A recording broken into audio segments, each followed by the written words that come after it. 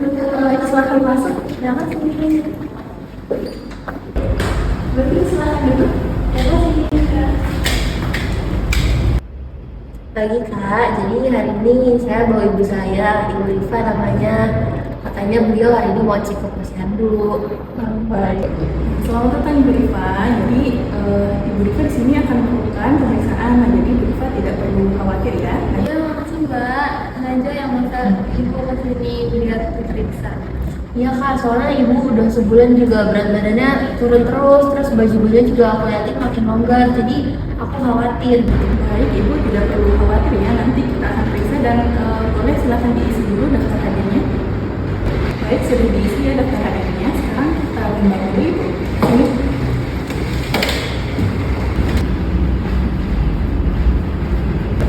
Nah, baik Bu, untuk berat badannya 45 kg. Untuk selanjutnya kita ukur tinggi badan dulu ya.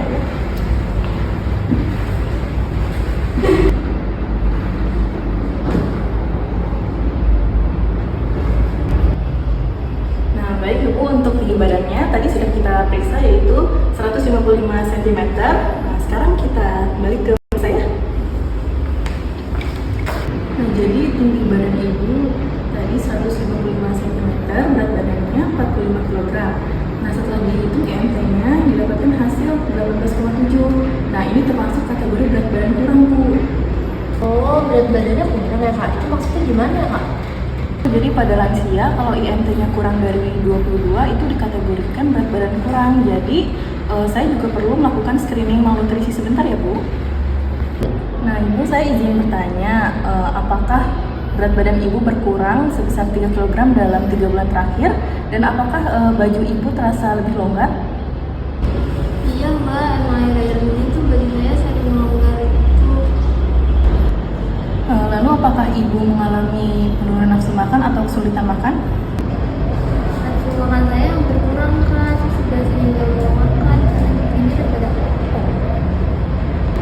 Baik, Ibu untuk ini saya catat dulu ya. Nanti silakan Ibu untuk di meja di sini, nanti akan dijelaskan lebih lanjut. Permisi Kak. Ya, silakan Ibu Mbak. Terima kasih.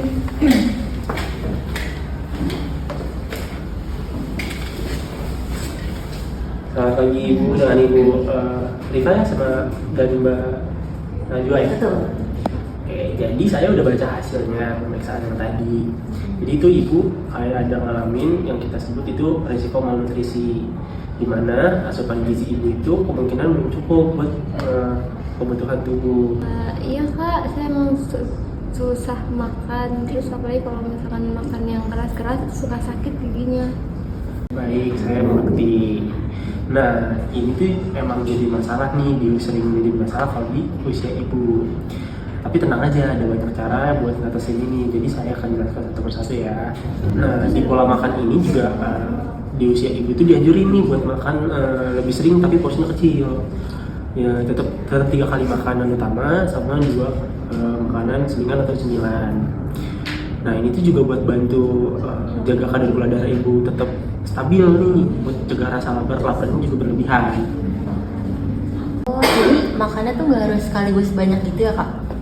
Nah, bener banget nih Mbak Nawa. Jadi tuh nggak perlu makan satu porsi besar, tapi yang penting makan sedikit-sedikit aja nggak apa-apa, tapi sering buat cukupin si kebutuhan energi yang diperlukan oleh tubuh gitu. Nah, kalau makan dengan porsi besar sekaligus kan jadi cepat kenyang ya, makanya kita anjurin supaya makannya sedikit tapi tetap sering gitu. Nah, jadi untuk setiap kali makannya ini bisa digambarin menjadi 1 piring. Nah, 1 piring penuh gitu, jadi bisa dilihat dari gambar ini nih Bu, Mbak. Nah, jadi 1 piring itu diisi 2/3 sayur-sayuran, 1/3 piringnya lagi ada buah-buahan, lalu selebihnya itu bisa diisi dengan lauk pokok, bahan pokok dan lauk pauk. Seperti itu. Nah, bahan pokoknya itu kayak nasi, umbi-umbian.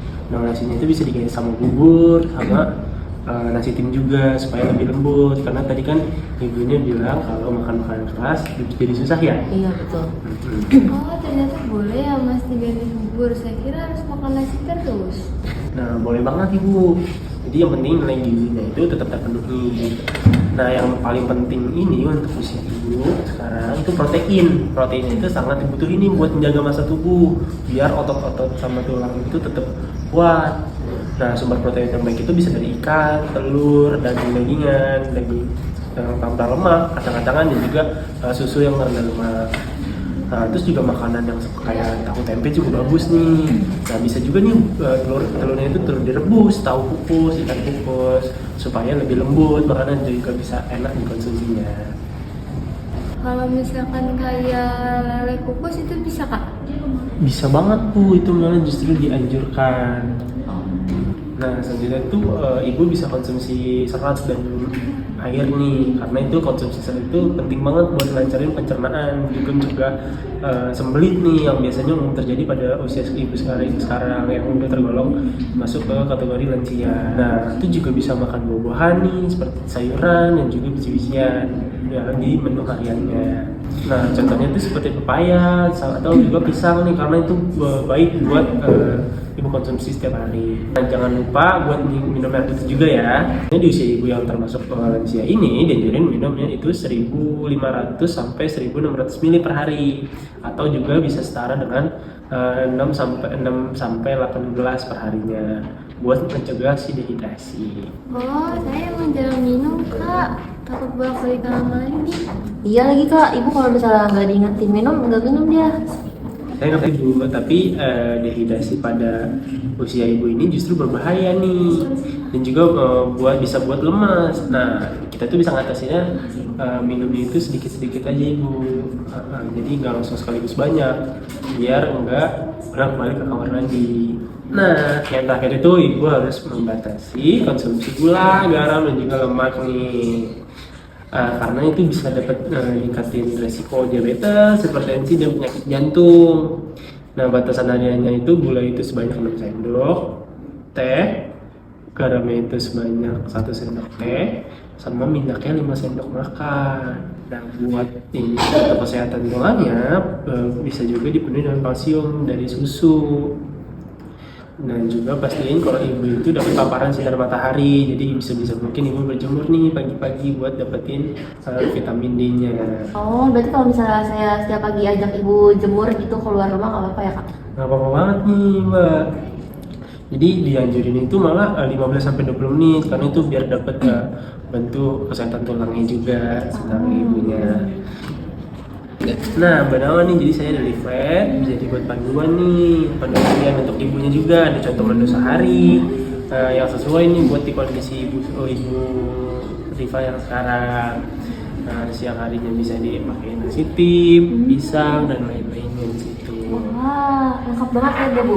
Aku juga jadi tahu cara masak yang baik buat ibu nanti gimana. Wah, lengkap banget lihat Bu, lihat deh.